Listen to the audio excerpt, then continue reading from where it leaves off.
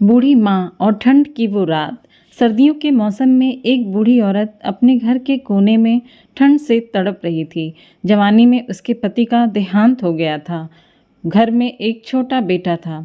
उस छोटे बेटे के उज्जवल भविष्य के लिए उस माँ ने घर घर जाकर काम किया। काम करते करते वो बहुत थक जाती थी, लेकिन फिर भी आराम नहीं करती थी। वो सोचती थी जिस दिन बेटा लायक हो जाएगा उस दिन मैं आराम करूंगी। देखते देखते समय बीत गया। माँ बूढ़ी हो गई। बेटे को अच्छी नौकरी मिल गई। कुछ समय बाद बेटे की शादी कर दी और एक बच्चा भी हो गया। अब बूढ़ी माँ बहुत खुश थी कि बेटा लायक हो गया।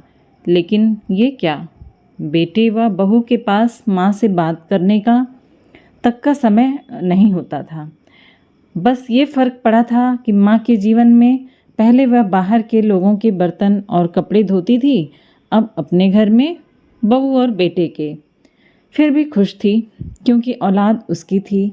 सर्दियों के मौसम में एक टूटी चारपाई पर बिल्कुल बाहर कमरे में एक फटे से कंबल में सिमट कर माँ लेटी थी और सोच रही थी कि आज बेटे को कहूँगी तेरी माँ को बहुत ठंड लगती है, एक नया कंबल तो ला के दे। शाम को बेटा घर आया तो माँ ने बोला, बेटा मैं बहुत बूढ़ी हो गई हूँ, शरीर में जान नहीं है, ठंड सहन नहीं होती मुझे, नया कंबल ला के दे दे। तो बेटा गुस्से में बोला, इस महीने घर के राशन में और बच्चे के एडमिशन में बहुत खर्चा हो गया। कुछ पैसे हैं पर तुम्हारी बहू के लिए शॉल लाना है, वो बाहर जाती है, तुम तो घर में रहती हो, सहन कर सकती हो, ये सर्दी निकाल लो, अगले साल ला कर दूँगा। बेटे की बात सुनकर माँ चुपचाप सिमट कर कंबल में सो गई। अगले सुबह देखा तो माँ इस दुनिया में नहीं रही। सब रिश्तेदार पड़ोसी एकत्रित होकर बेटे ने माँ के अंतिम यात्रा में कोई कमी नहीं छोड़ी थी।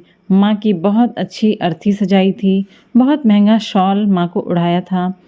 सारी दुनिया अंतिम संस्कार देखकर कह रही थी कि हमको भी हर जन्म में भगवान ऐसा ही बेटा मिले।